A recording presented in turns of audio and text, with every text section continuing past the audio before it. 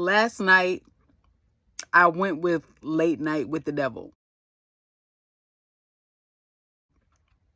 And let me tell you something. I think that's the first movie that I've watched since I've done this challenge that had me a little nervous when I turned it off. Like, I was like, should I sleep with the light on tonight? That movie. Now, I already told y'all, possession movies freak me out anyway. Because my biggest fear, my childhood fear was The Exorcist. So anything about possession is scary to me. And it kind of reminded me of The Exorcist because there was a little girl who was possessed and then she ended up with that deep, scary demon voice. And I told y'all, anybody with a deep, scary demon voice freaks me out. So that alone had me tripping. And it was such an original concept. I never thought that a movie that takes place in a late night studio would scare the crap out of me. Like, it was literally, the whole movie was a late night show. You know how late night shows have different guests and, you know, the host is like a comedian and he interviews different people about their professions or their talents or whatever. But it was like a Halloween episode of the late night show. So he was interviewing like psychics and people who claim to be possessed or whatever. And let me just tell you this right now, because I've been in the live studio audience of talk shows before.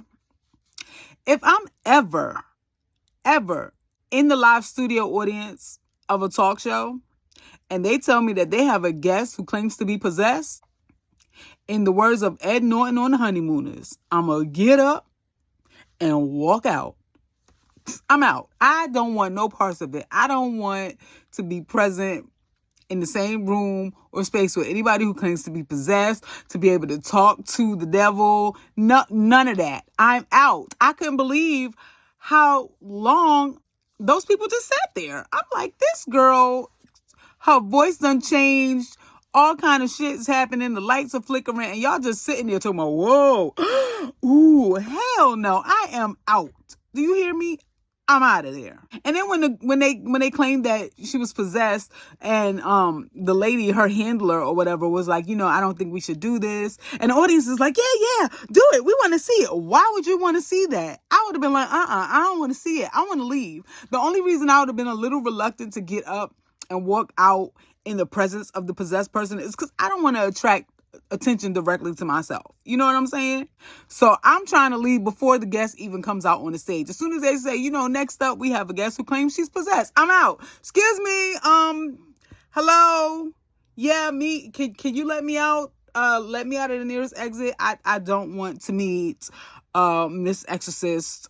I know an exorcist is the person who gets the devil out of the person, but I've been calling that girl the exorcist since I was a child. So that's what she is. Her and anybody that's possessed, I call them the exorcist. Sue me.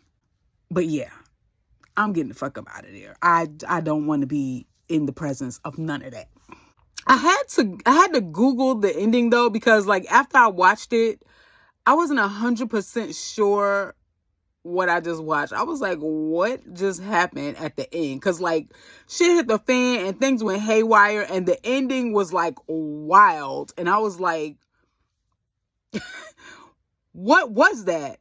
So I had to kind of look it up and read other people's theories about like what the ending was and what it meant. And it clarified things for me. But unfortunately, reading people's comments about the movie made me a little bit more scared of the movie because there were like certain little things that happened that I didn't notice. And it's funny because part of me wanted to go back and see what they were talking about, but I was too scared to go back and watch it. I was like, I don't want to see that again.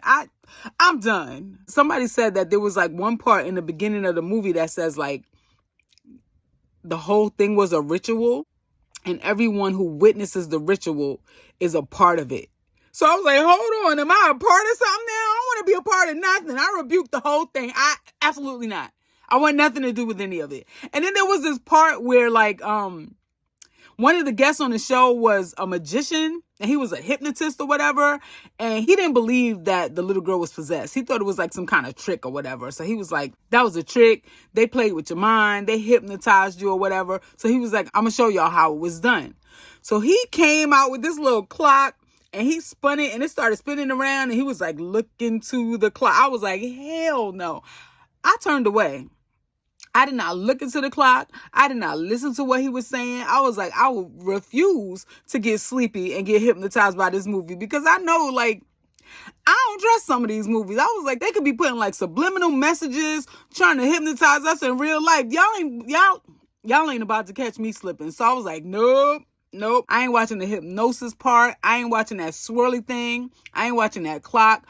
None of it. So the movie kind of freaked me out only because it seemed like they were trying to rope the users into their bullshit. And I was like, I want no parts. And it was like, it had like an underlying part about a cult and a ritual and sacrificing somebody for fame. Like it was supernatural and it was fictional, but it also had like very realistic elements and things that people talk about today as far as like fame and the Hollywood industry and like the underbelly of it, the horrible, creepy side of fame in Hollywood. It touched on that and it really freaked me out. So when the movie was over, I can't front, I was a little bit nervous and I did end up going to sleep with the lights off, but I laid there with the lights on for a while. I gotta admit, that movie creeped me out. That's the only movie that I've watched so far that kind of scared me. And I like that it was such an original concept because I never would have thought that a late night TV show themed horror movie would freak me out the way that it did. So well done. Kudos to them. I give Late Night with the Devil 8 out of 10 stars. So I'm not 100% sure what I'm going to watch tonight. Jose the Hype told me that I should watch Tommyknockers. I don't know what the hell a Tommyknocker is, but I looked up the movie and it's 3 hours long.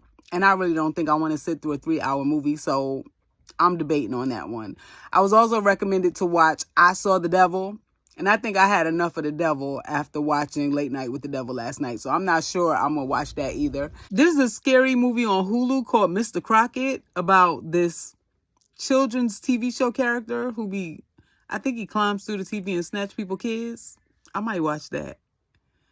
I've had my eye on that for a couple of days. Before I get to watching, if y'all think of something that I should watch tonight, let me know down in the comments what I should watch. And tell me what platform it's on. Because I don't feel like Googling it and looking for it and trying to figure out where it is. I ain't paying for nothing. So if I got to pay, I ain't watching it. What platforms do I have? Hulu, Netflix, Amazon Prime. Do I have Paramount Plus and Disney Plus? I don't even know. I might have those. And then, I got the free ones like Tubi, Peacock, Pluto. If it's for free, it's for me. So let me know where the free movies are at.